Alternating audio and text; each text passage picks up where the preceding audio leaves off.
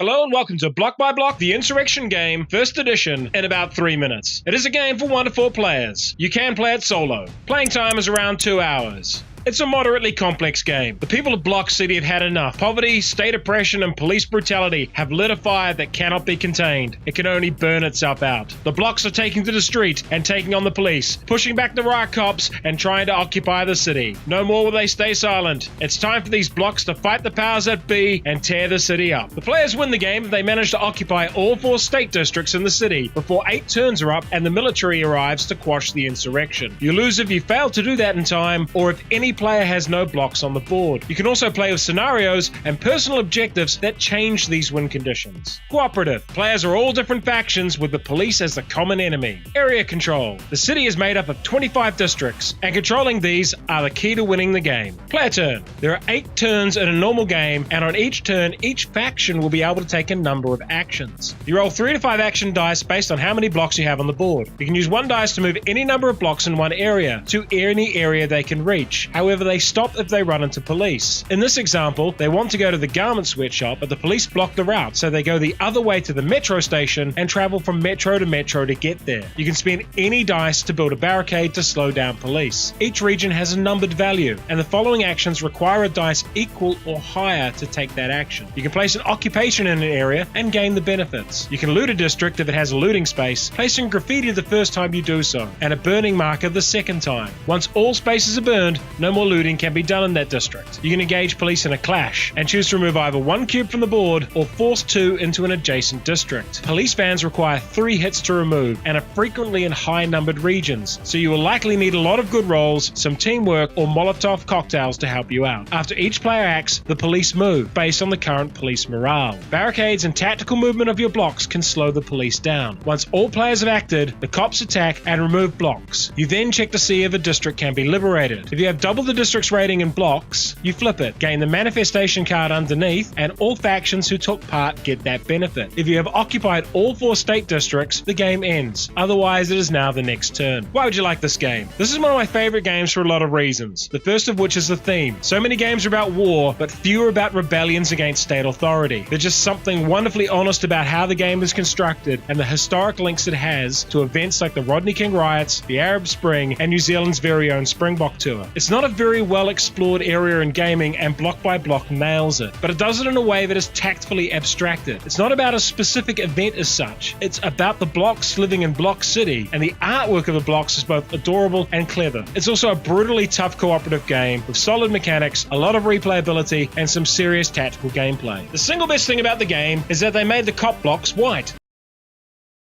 And if that last statement has you rushing to post a comment, then this game might not be for you. Make no mistakes, this is a politically motivated game with a political message. If that message is one you do not want to hear, then I recommend staying clear of this game. This game is my Pandemic. It shares a lot in common with Pandemic on how it plays, but I find Block by Block to be a lot more engaging and tactical. And if you want another co-op game about people fighting against oppressive regime where the goal is to kill Hitler, check out Black Orchestra. This review was of first edition. The second edition Kickstarter begins on May 15.